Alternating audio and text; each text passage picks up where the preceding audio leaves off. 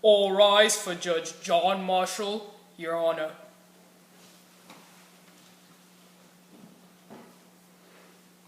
You may sit. Today we are here to discuss the case of Worcester versus Georgia.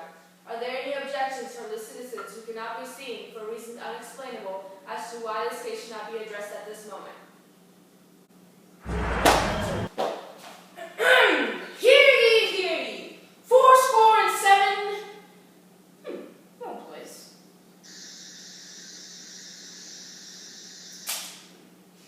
1832. I was off by like 31 years.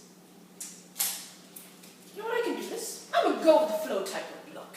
You see, I'm the doctor, and I'm a time traveler, a black time traveler, and my job is to narrate different historical events so that we little kids like you can understand the importance of those events. And so as you see here today, this scene brings about the case of Worcester versus Georgia. And this brings up the question of whether states have the power to make laws concerning different sovereign Indian nations. No, Your Honor. Lawyers, get ready to present your cases. Prosecution representing the state of Georgia, you may proceed. Your Honor, for the sake of the state of Georgia, on July 15, 1831, Samuel Worcester has been residing in the Cherokee Nation without a proper license, and he refuses to apply for a license, so he is legally able to reside there. Worcester has violated laws that Georgia has made with the Cherokee Nation. The law clearly states that who isn't a citizen of the Cherokee Nation is prohibited from residing there. His disrespect for the law is an insult to all of the state of Georgia citizens and to the law of Georgia. Defendant Samuel Worcester, present your case. Your Honor, I respectfully decline these accusations as they are charged on false assumptions and fallacies. My colleagues and I are residents of the Cherokee Nation since the 15th of July, year 1831. The supposed crimes the prosecution accuses me of, if you can call them crimes, were committed in New Dakota, just outside the jurisdiction of this court, and not amenable to the laws of the County of Gwinnett. I am a citizen of the state of Vermont and the United States of America, and I entered the Cherokee Nation in the capacity of a duly authorized missionary of the American Board of Commissioners of the Foreign Missions.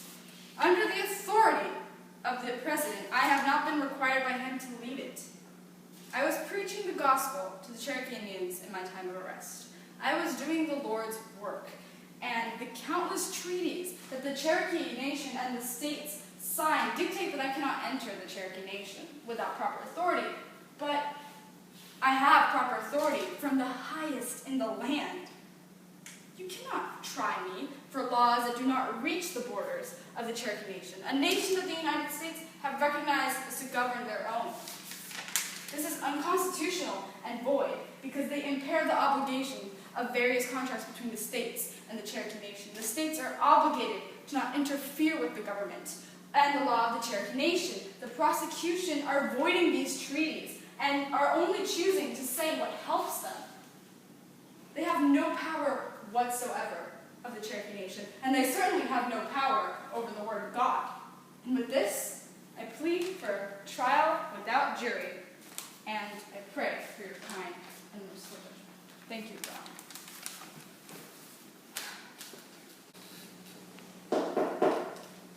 His Honor, Judge John Marshall, will call for a recess in order to make his judgment.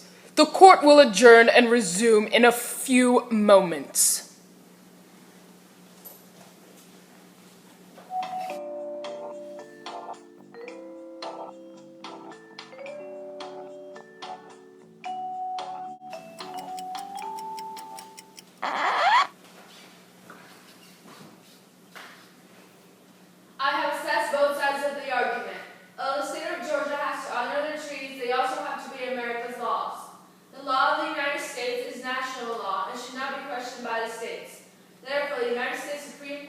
declared that the states have no power to enforce American laws in the Cherokee Nation.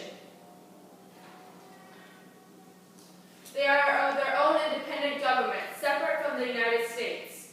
Therefore, Samuel Worcester should be free and receive no punishment.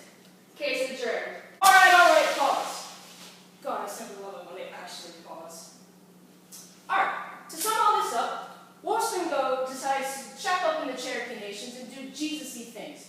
Georgia throws a hissy fit as they believe that Worcester is not allowed to reside there without special permission from Georgia state government. And Worcester, of course, infuriated, refused to get permission from the state government. Hence the reason he was brought to trial today. The Supreme Court, however, ruled that Georgia was found guilty as they are not allowed to pass jurisdiction within foreign lands. Therefore, answering the question I made at the beginning of this segment on whether state governments have the right to pass and enforce laws within foreign lands, the answer is no. Hence the reason Worcester was found innocent today. Anyways, kids, that's all the time I have for today. And until next time, always remember that social